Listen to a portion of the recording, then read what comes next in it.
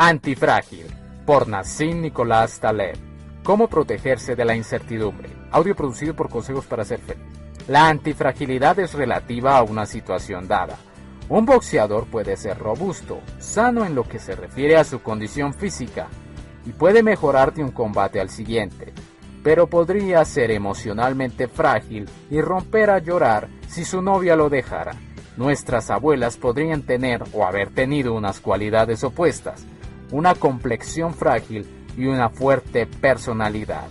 El objetivo último de esta obra es descubrir aquellas reglas que nos permitan pasar de lo frágil a lo antifrágil, reduciendo la fragilidad o controlando la antifragilidad. Lo antifrágil se beneficia de los agentes estresantes o estresores. Cuando algo no vivo se somete a estrés, sufre fatiga o se rompe. Nuestra casa o la mesa de nuestro despacho se acabarán gastando y no podrán repararse por sí solas. Puede que sean robustas, pero no pueden ser intrínsecamente antifrágiles.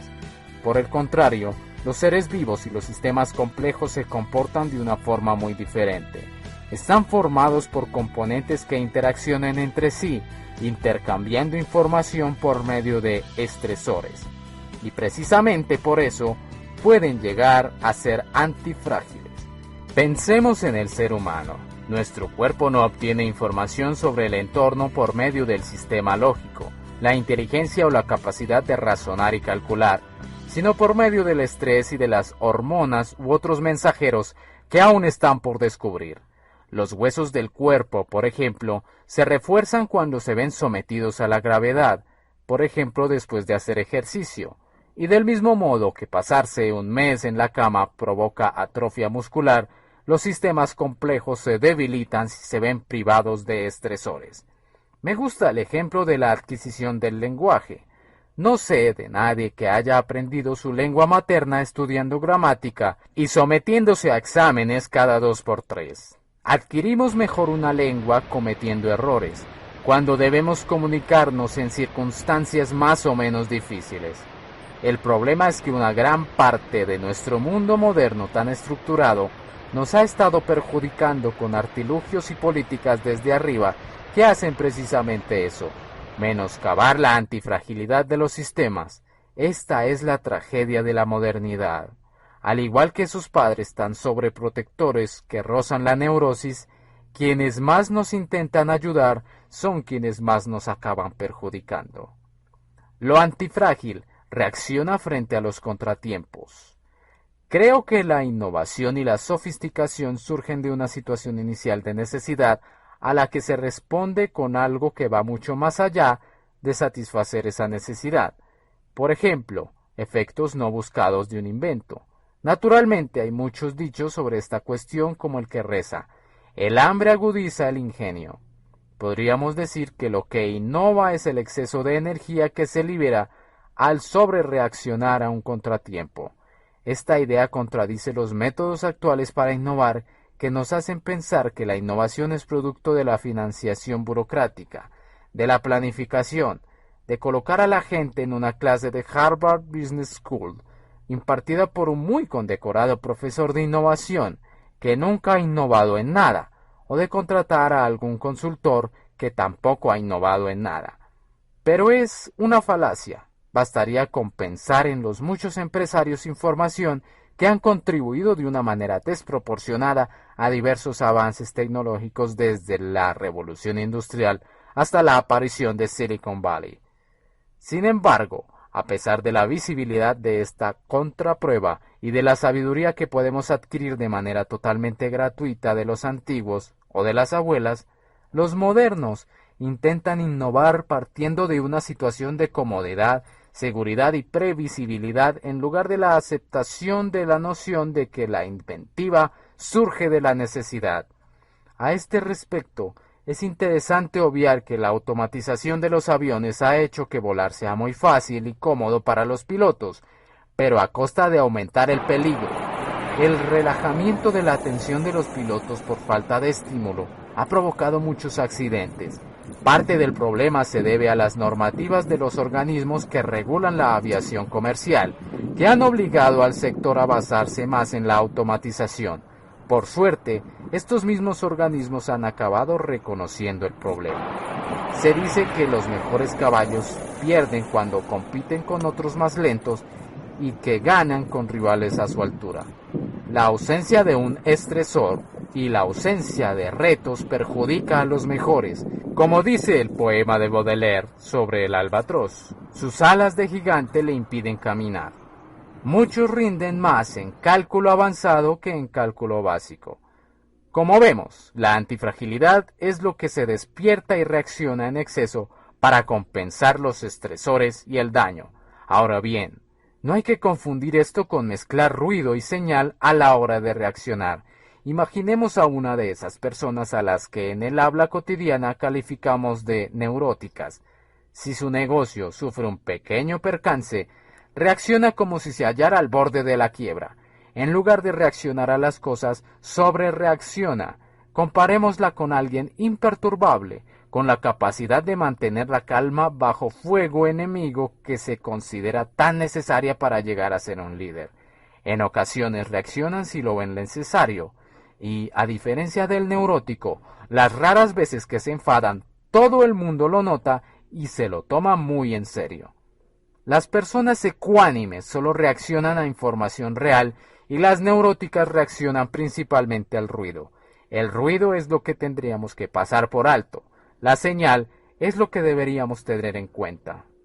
Esta incapacidad personal o intelectual de distinguir entre ruido y señal es lo que está detrás de la intervención excesiva e ingenua. Quienes actúan en las grandes empresas o en la política y cuentan con un complejo departamento dedicado a reunir datos, sobrereaccionan y confunden el ruido con la información. Cuantos más datos miremos, más desproporcionada será la cantidad de ruido que obtengamos, en lugar de lo valioso, la señal.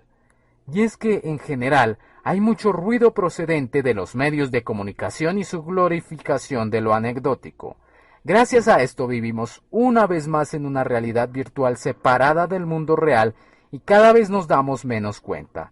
Y al ofrecernos explicaciones y teorías, los medios de comunicación nos inculcan la ilusión de que entendemos el mundo. Así, cuando los sistemas reprimidos y con hambre de desorden natural se vienen abajo, algo que les debe suceder tarde o temprano por ser frágiles, su caída nunca se atribuye a la fragilidad y se interpreta como el resultado de una mala previsión, que, según dicen, habría que perfeccionar.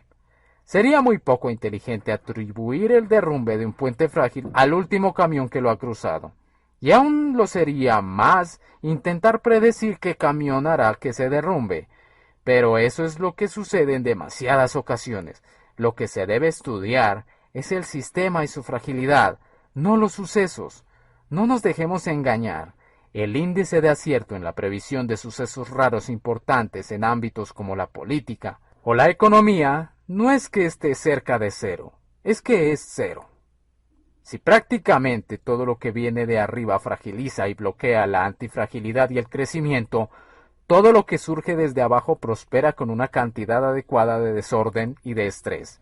El proceso mismo de descubrimiento, de innovación o de avance tecnológico depende de la manipulación o experimentación antifrágil, de asumir riesgos con audacia más que de la educación formal. A un vendedor de pistachos en el zoco de Damasco no le hace falta resolver ecuaciones generales del equilibrio para poner precio a su producto. El caso es que las cosas que se acaban implementando tienden a nacer de la práctica, no de la teoría. Pensemos en las bellas catedrales de Europa. Parecen basarse en una geometría muy compleja. La simple credulidad nos haría pensar que estas hermosas obras se deben a la matemática. Pero los arquitectos, entonces llamados maestros de obras, se basan en reglas heurísticas, métodos empíricos, herramientas y prácticamente ninguno sabía de matemáticas. Según el historiador de la ciencia medieval Guy Bellunwan, antes del siglo XIII no había más de 5 personas en toda Europa que supieran hacer una división. Ni teoremas, ni cuentos. Los maestros de obras sabían y podían averiguar la resistencia de los materiales sin las ecuaciones que tenemos hoy, y la mayor parte de aquellos edificios aún siguen en pie. Debe quedar claro que no estoy diciendo que las teorías o la ciencia académica no estén detrás de algunas tecnologías prácticas, cuya aplicación final surge directamente de ellas, pero hay todo un corpus de conocimientos prácticos que ha sido transmitido de maestros a aprendices, y es que el papel del conocimiento formal está sobrevalorado precisamente por ser muy visible. Tu fragilidad es mi antifragilidad. Los restaurantes son frágiles y compiten entre sí, pero el conjunto de los restaurantes de una localidad es antifrágil por esta misma razón. Si cada restaurante fuera robusto como unidad y por lo tanto inmortal, el negocio global se habría estancado o debilitado, y lo mejor que serviría sería un menú de bar al estilo soviético. Además, sufriría los efectos de carestías sistémicas y de vez en cuando caería en una crisis total y tendría que ser rescatado por el gobierno. Todo lo que está vivo o es de naturaleza orgánica tiene una vida finita y acaba muriendo. Pero lo que muere lo hace después de dejar descendencia con un código genético que difiere en algún aspecto del de su progenitor. La naturaleza no considera que los individuos sean útiles cuando han agotado su capacidad de reproducción. Prefiere dejar que el juego continúe en el nivel informativo, el del código genético. Así pues, los organismos deben morir para que la naturaleza, esa naturaleza cruel, oportunista y egoísta, sea antifrágil. Hagamos el experimento mental de imaginar la situación de un organismo inmortal, sin fecha de caducidad. Para satisfacer las condiciones de la inmortalidad, los organismos deberían predecir el futuro a la perfección. Menos que eso sería insuficiente. Pero al dejar que los organismos vivan y mueran, y se produzcan modificaciones entre generaciones sucesivas, a la naturaleza no le hace falta predecir condiciones futuras más allá de una idea muy vaga de la dirección que se debe seguir. Cada suceso aleatorio traerá su propio antídoto y forma de variación ecológica. Es como si la naturaleza se modificara a sí misma y modificara su estrategia a cada instante. Consideremos este fenómeno desde el punto de vista de la vida económica. Si la naturaleza gobernara la economía, no rescataría constantemente a sus miembros para que vivieran eternamente, ni tendría administraciones permanentes, ni departamentos de previsión que intentaran adelantarse al futuro. No dejaría que los timadores de la Oficina de Administración y Presupuesto de los Estados Unidos cometieran tales errores de arrogancia epistémica. Ya hemos visto que en el contexto adecuado, los estresores son información. Para lo antifrágil, el perjuicio causado por los errores debería ser menor que el beneficio. Naturalmente, me refiero a algunos errores, no a todos. Los que no destruyen un sistema ayudan a impedir males mayores. Si el Titanic no hubiera naufragado y el coste en vidas no hubiera sido tan grande, se habrían construido transatlánticos cada vez más grandes, y el siguiente naufragio habría sido aún más trágico. Este ejemplo ilustra la diferencia entre los beneficios para el sistema y los perjuicios para algunos de sus componentes individuales. Cada accidente aéreo nos acerca más a la seguridad, mejora el sistema y hace que el siguiente vuelo sea más seguro. Pero los sistemas de esta clase aprenden porque son antifrágiles y explotan los errores pequeños. No se puede decir lo mismo de las grandes crisis económicas, porque el sistema económico no es antifrágil tal como está organizado hoy. La razón es que cada año hay centenares de miles de vuelos de pasajeros, y el accidente de uno no repercute en los demás. Los errores son localizados. En cambio, los sistemas económicos globalizados actúan como uno solo, y los errores se propagan agravándose cada vez más. Para que la economía sea antifrágil y experimente lo que llamamos evolución, cada empresa por separado tiene que ser necesariamente frágil, estar expuesta a quebrar y es que, para mejorar, la evolución necesita que los organismos o sus genes mueran para ser sustituidos por otros más aptos o que los menos aptos no se reproduzcan. En consecuencia, la antifragilidad de un nivel puede exigir la fragilidad y el sacrificio de un nivel inferior.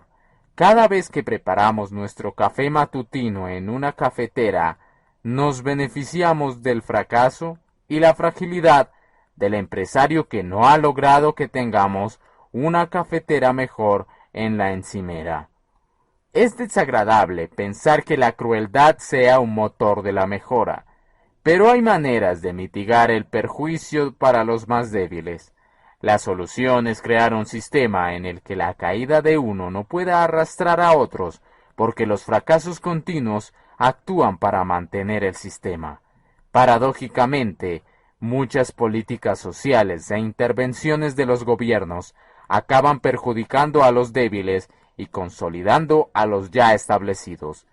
Para progresar, la sociedad moderna debería tratar a los empresarios arruinados de la misma forma que la humanidad ha venido honrando a los soldados muertos. Y es que del mismo modo que no hay soldados fracasados con independencia de que estén vivos o muertos, salvo que hayan dado muestras de cobardía, tampoco hay empresarios o investigadores científicos fracasados. Lo antifrágil se puede enfrentar a los cisnes negros.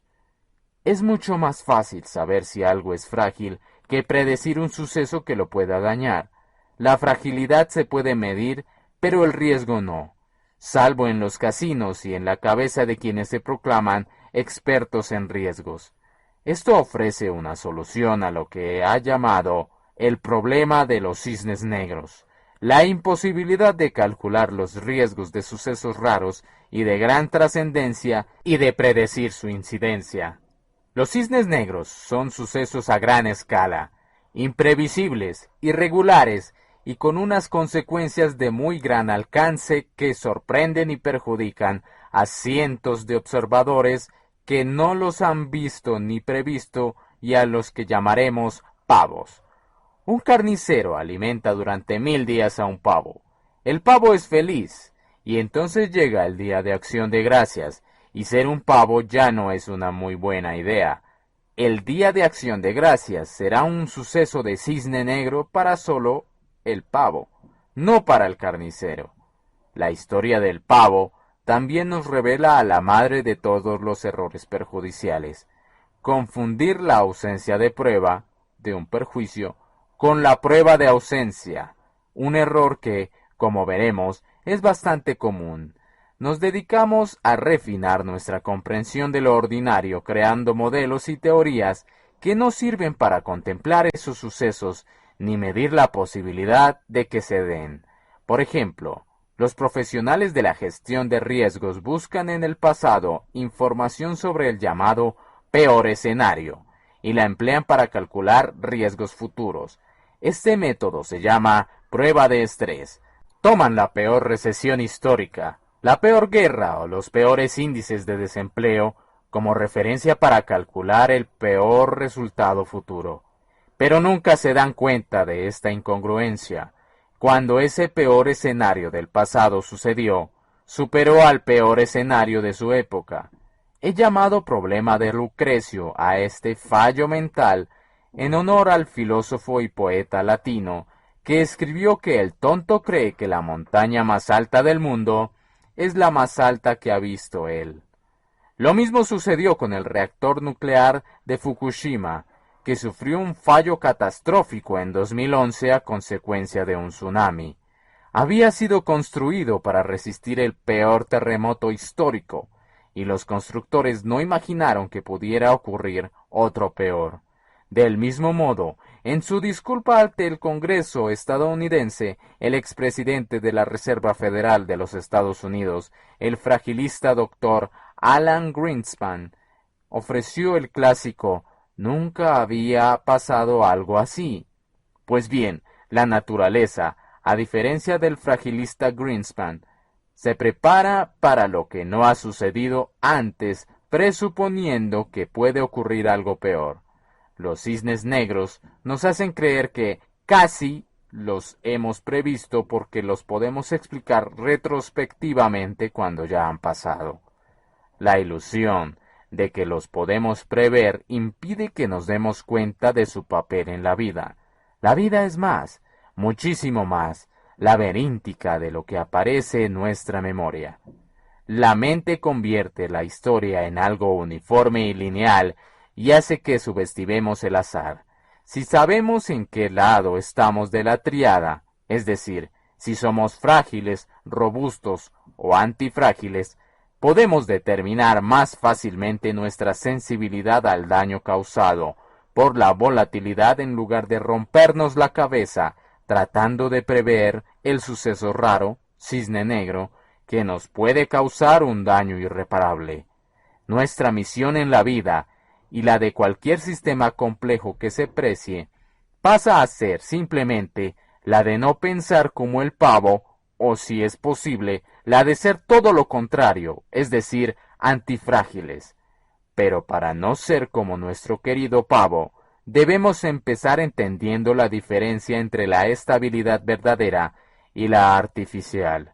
Consideremos la suerte que han corrido los hermanos John y George. John lleva 25 años de administrativo en el departamento de personal de un gran banco. George es taxista. John tiene un sueldo totalmente previsible, o eso cree, además de seguro médico y 4 semanas de vacaciones al año.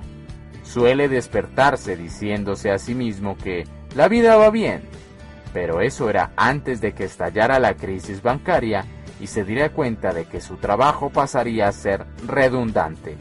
Estar en el paro le afectaría muchísimo ya que tiene más de 50 años. George tiene días buenos en los que puede ganar un buen dinero, otros son peores y apenas cubre gastos, pero viene a ganar más o menos lo mismo que su hermano. Dada la variabilidad de sus ingresos, siempre se queja de no gozar de la seguridad laboral de su hermano, pero en el fondo, este anhelo es una ilusión porque acabará mejor parado que él. Y es que esta es la ilusión fundamental de la vida, la ilusión que nos dice que la aleatoriedad es peligrosa, que es mala y que hay que eliminarla. Los trabajadores por cuenta propia tienen unos ingresos con cierta volatilidad, pero son bastante robustos frente a un cisne negro de poca importancia que pueda dejarlos sin ingresos. Sus riesgos son muy claros, pero no pasa lo mismo con los asalariados. No tienen volatilidad y se ven sorprendidos cuando sus ingresos se quedan en nada tras ser despedidos. Sus riesgos están ocultos. Gracias a la variabilidad, los profesionales autónomos tienen un poco de antifragilidad. Las variaciones pequeñas hacen que se adapten y aprendan del entorno, porque en cierto modo se hallan bajo una presión continua para hacerlo. Recordemos que los estresores son información. Estos profesionales afrontan continuamente esos estresores y se amoldan de una manera oportunista.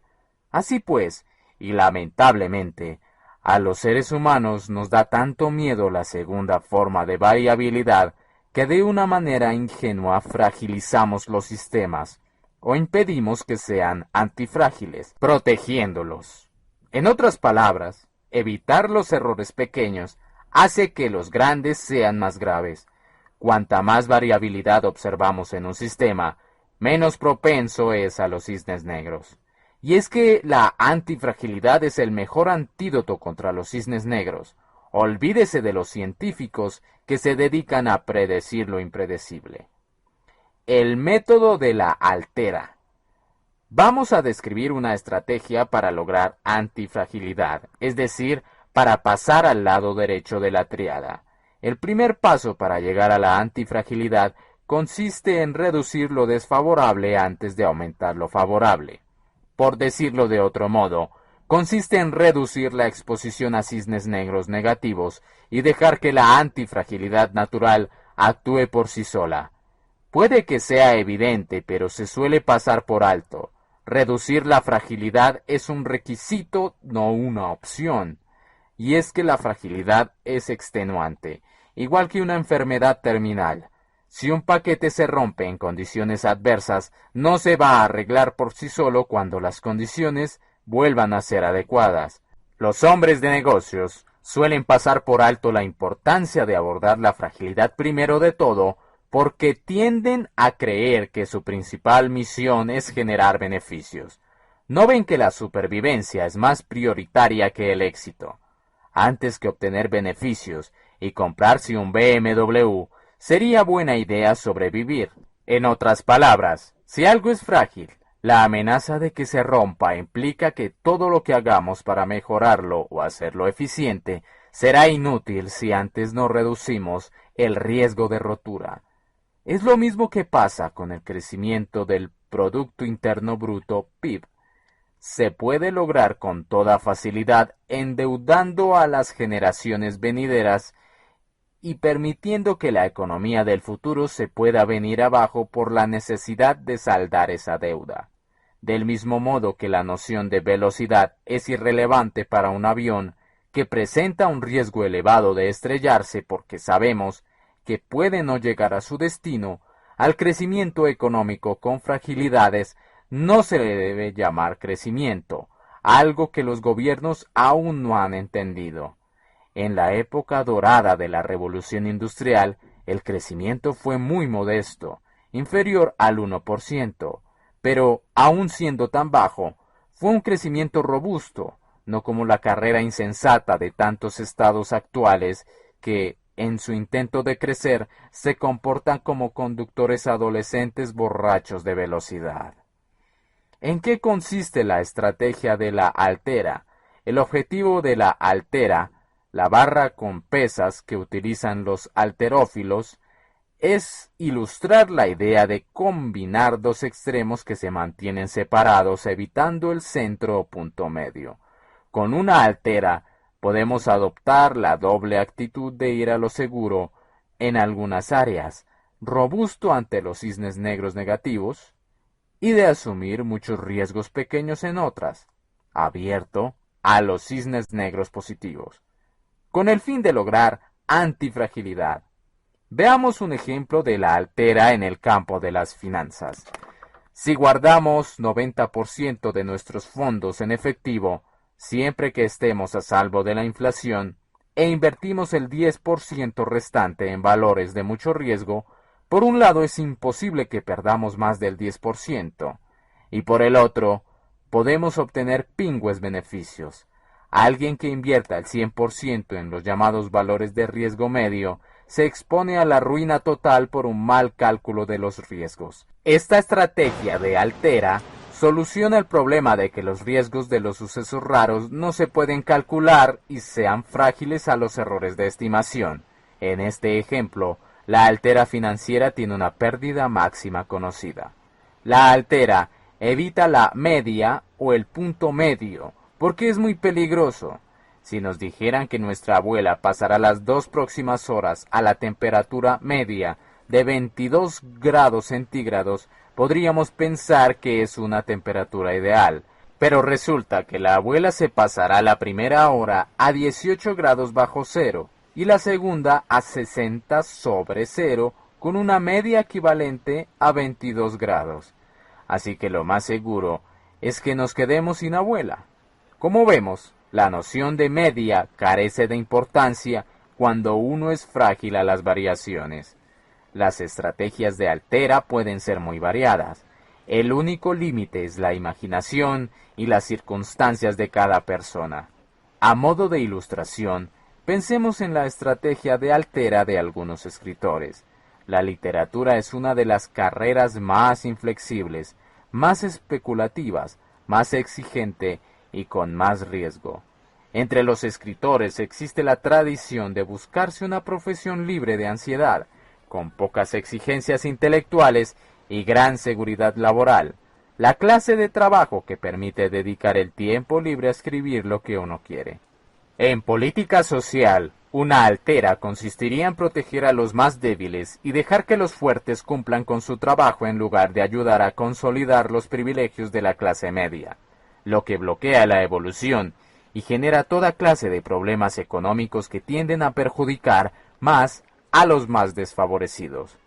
Antes de que el Reino Unido se convirtiera en un estado burocrático, presentaba una estructura de altera formada por aventureros, tanto en lo económico como en lo físico, y por una aristocracia. No es que la aristocracia tuviera mucho peso, pero al menos ayudaba a mantener cierto sentido de precaución mientras los aventureros recorrían el planeta en busca de oportunidades de comercio o se quedaban en casa manipulando maquinaria. Hoy la City de Londres está formada por bohemios burgueses que viven de sus bonus anuales. Hay un proverbio yiddish que reza: prepárate para lo peor, porque lo mejor se encarga de sí mismo. Puede parecer una perogrullada, pero no lo es. Tenemos pruebas más que suficientes de que a la gente le disgustan las pérdidas pequeñas, pero no tanto los grandes riesgos tipo cisne negro, a los que infravaloran, porque tienden a asegurarse contra pérdidas pequeñas probables, pero no contra pérdidas grandes infrecuentes. Precisamente lo contrario de lo que deberían hacer. La altera es una domesticación, que no eliminación de la incertidumbre. La estrategia de las opciones.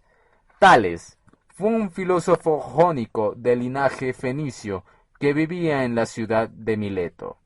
Cansado de que sus amigos de espíritu más comercial le repitieran que el que puede actuar actúa y el que no, filosofa, llevó a cabo una proeza. Compró a muy bajo precio el derecho de utilizar hasta final de temporada todas las prensas de aceite de los alrededores de Mileto y de Quíos. La cosecha de aceitunas fue tan abundante y hubo tal demanda de prensas que las acabó arrendando a sus dueños con sus propias condiciones, y amasó una fortuna considerable. Luego se dedicó otra vez a filosofar. En esta opción, Tales tenía el derecho, mas no la obligación, de usar las prensas en el caso de que hubiera una gran demanda, y la otra parte tenía la obligación, no el derecho, de cedérselas. Tales pagó muy poco por aquel privilegio que le suponía unas pérdidas muy limitadas y un beneficio potencial muy grande. Aquella fue la primera opción de la que se tiene constancia. La opción es un agente de la antifragilidad, si nos permite ganar más de lo que podemos perder. En las finanzas, las opciones pueden ser caras, porque la gente sabe que son opciones, y que alguien las vende y cobra por ellas. Pero las alternativas más interesantes son gratuitas, o en el peor de los casos, baratas. Por ejemplo, supongamos que vivimos de alquiler con un contrato indefinido. Tenemos la opción de seguir en el piso el tiempo que queramos, no la obligación de hacerlo. Si un día nos da por mudarnos, basta con que se lo notifiquemos al dueño y adiós. Por otro lado, el dueño está obligado a dejar que sigamos viviendo en el piso pagando un alquiler previsible. Si los alquileres aumentaran mucho y en el mercado inmobiliario se creara una burbuja que acabara estallando, estaríamos protegidos.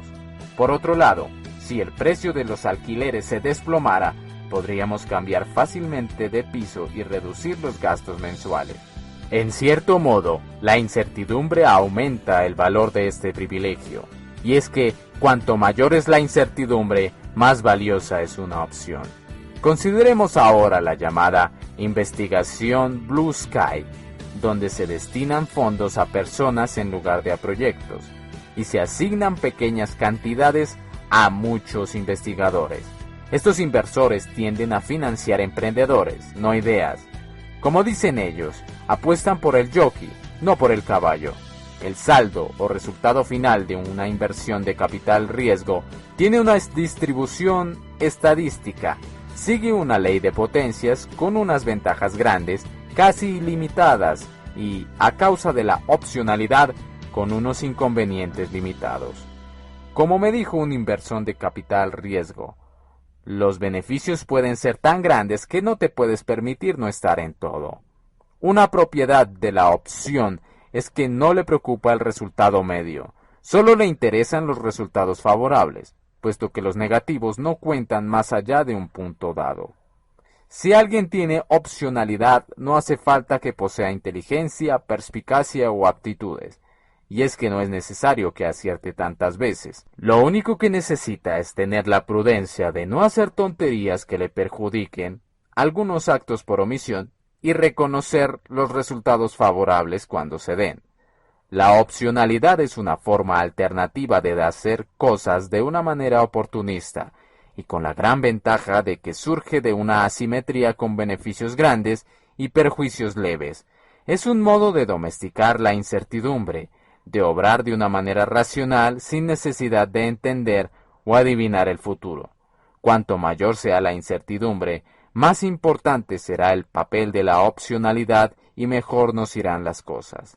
Esta propiedad es fundamental para la vida.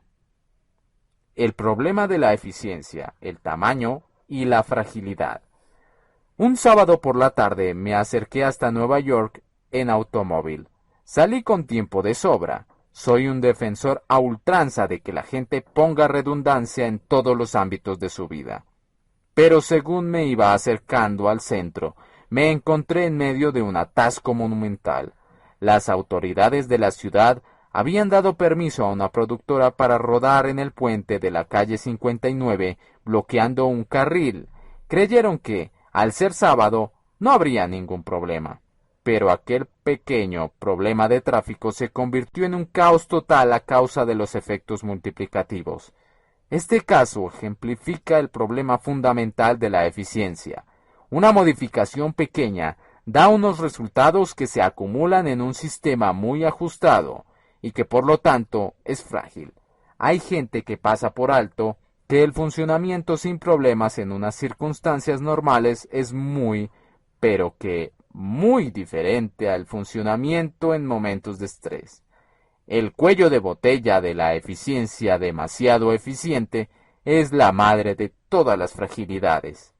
Pero no solo la eficiencia causa fragilidad, también el tamaño de los sistemas.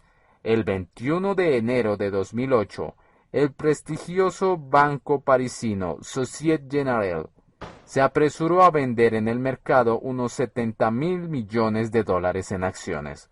Los mercados no estaban muy activos porque era festivo en Estados Unidos, pero las bolsas de todo el mundo cayeron en picado cerca de un 10%, lo que le costó cerca de 6.000 millones de dólares en pérdidas solo por esta liquidación.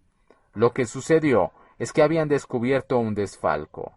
Jerome Kerviel, un administrador de operaciones financieras del banco, había estado apostando unas sumas enormes en el mercado y había ocultado estas exposiciones, así que no les quedó más opción que vender de inmediato esas acciones que no sabían que poseían.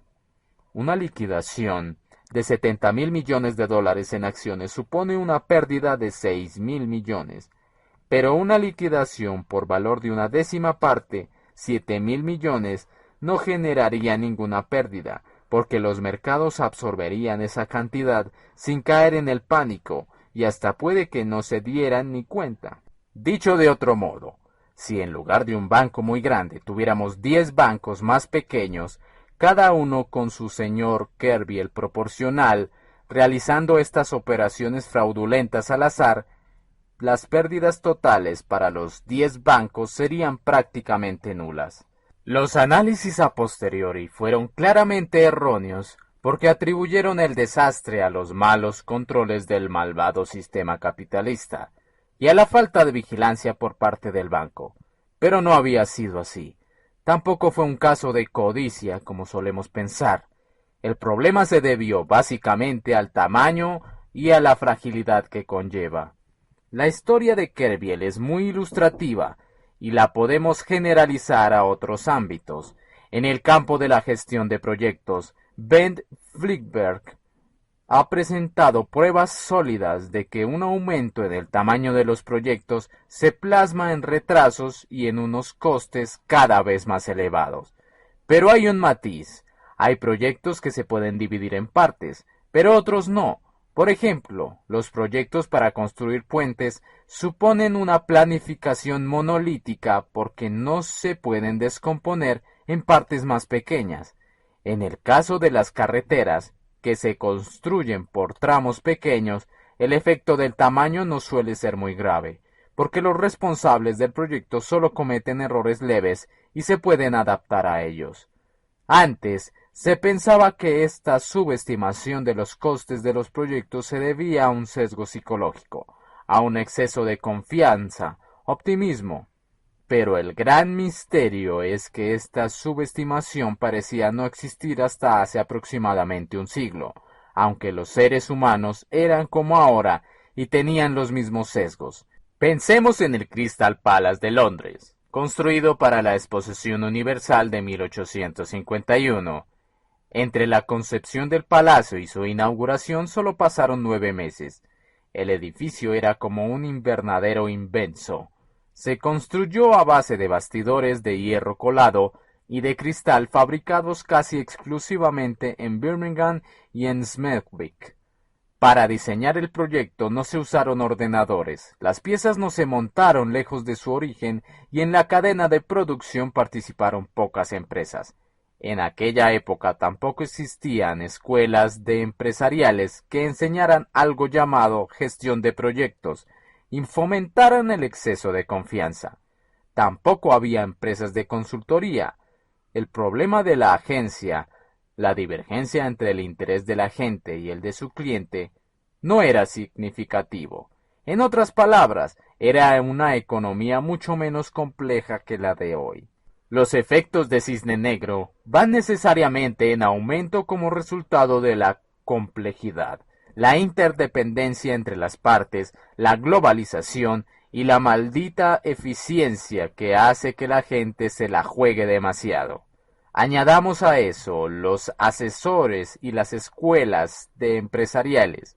Un solo problema en algún punto puede paralizar todo un proyecto, y los proyectos tienden a ser tan débiles como el eslabón más débil de la cadena. El mundo es cada vez menos previsible y nos basamos más y más en tecnologías que tienen errores e interacciones que son difíciles de calcular y aún más de predecir. Y si pensamos en los gobiernos, es fácil entender por qué nos meten en problemas con el dichoso déficit público. Su infravaloración de los costes de los proyectos es crónica y al final terminan gastando más de lo que nos dicen. Esto me ha llevado a formular una regla de oro para todo gobierno. Prohibido endeudarse, equilibrio fiscal obligatorio.